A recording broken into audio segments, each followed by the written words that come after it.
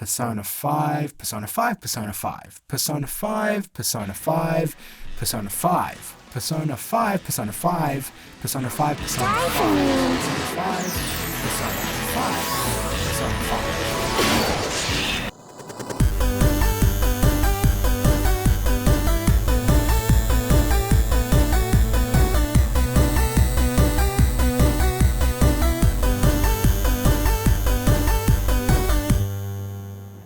Okay, let's address the elephant in the room, comparing Shin Megami Tensei 5 to Persona 5. Now, everybody expected this to happen, and before playing SMT5, I also thought that the comparison to Persona 5 would make sense, at least a little bit. But I can honestly say that I have no idea how anyone could play Shin Megami Tensei 5 and come to the conclusion that it's basically like Persona 5 without social elements.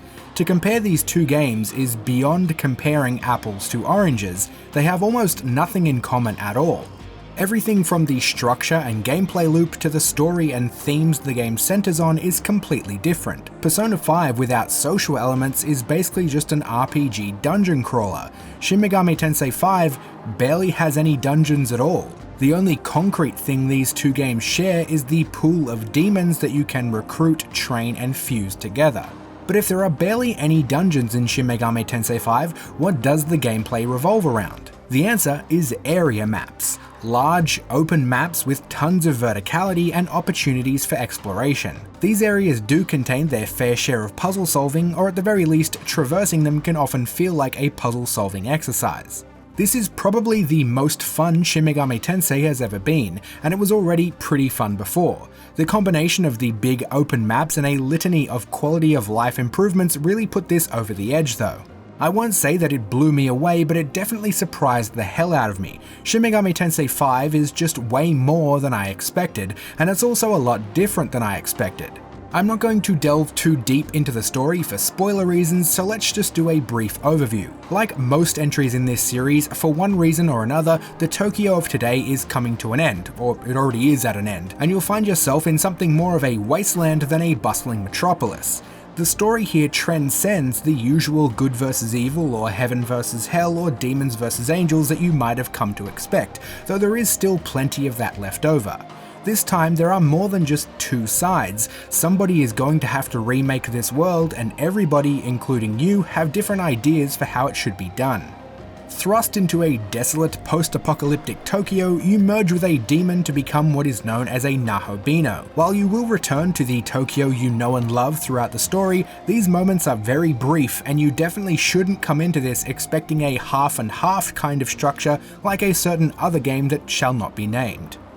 Speaking of the structure, Shin Megami Tensei 5 takes a more story-driven RPG approach. It's certainly not a dungeon crawler despite the 2 or 3 dungeons in the game. It takes some cues from open-world RPGs too, but it's a more focused experience than an open sandbox. The area maps, 4 in total, are very large and fun to explore. There's some platforming and other puzzles to keep things interesting, and of course each area is filled with side quests.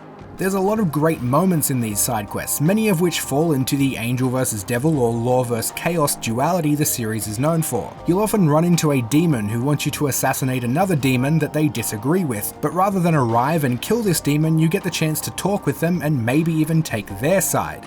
You'll be faced with choices like this a lot. The side quests in general are where a lot of the world building takes place. You get a sense for these demons, who they are, their troubles, and how they get by.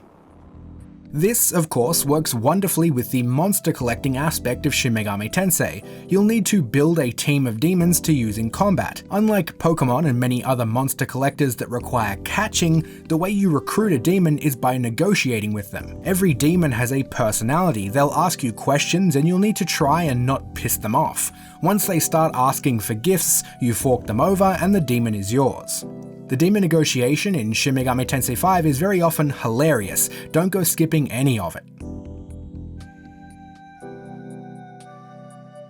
Now, in terms of difficulty, there are 3 modes to choose from: casual, normal, and hard. To put these into context, if Shin Megami Tensei 5's 3 modes were a scale, the average Pokemon game's difficulty would be something like very, very, very, very, very casual mode. In all honesty though, Shin Megami Tensei as a series is somewhat known for being difficult and unforgiving, and this often leads to a flexibility issue. You're often pigeonholed into limited strategies, giving you less freedom in the demons you use and how you build your team. The 3 modes on offer here are the perfect remedy to this.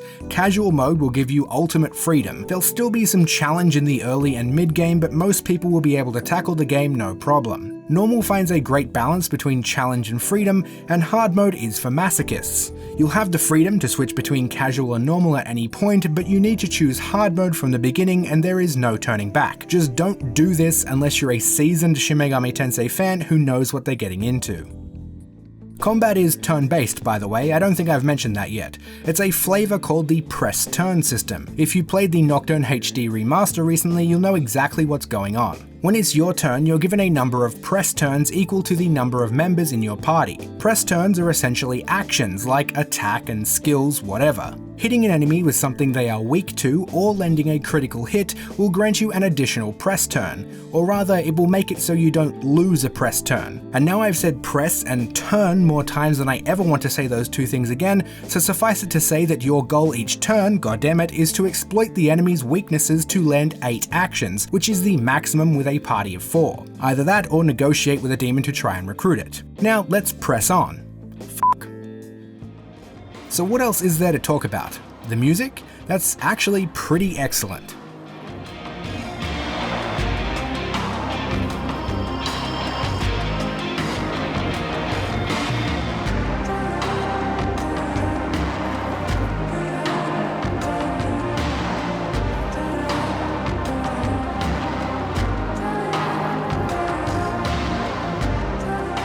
Performance-wise, let me just say that anecdotes of performance issues have been way overblown. It's a goddamn Switch game and it runs pretty damn well, all things considered. Wah, frame pacing issues. As if like every game they test on Digital Foundry doesn't have frame pacing issues. It's like their catchphrase.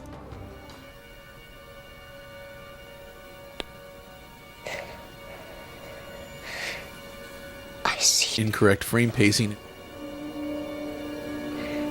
Regardless, it's limited to 30 FPS and seems to mostly keep to that. The third area drops a few frames right after you fast travel while it loads everything in, and some cutscenes do run at 24 FPS, the standard for movies, rather than 30 FPS. It seems deliberate, but probably only a deliberate choice because of the Switch hardware. Overall, the performance is genuinely surprising. I was expecting it to run a hell of a lot worse.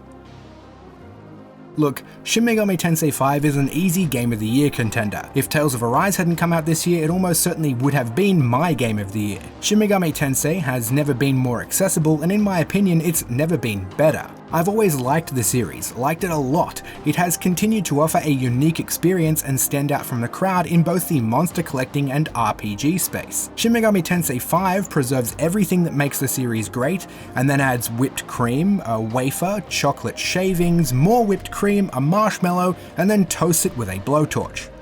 It may have been announced before the Nintendo Switch even came out, but trust me, it was worth the wait. Thanks for watching, and I'll see you all soon.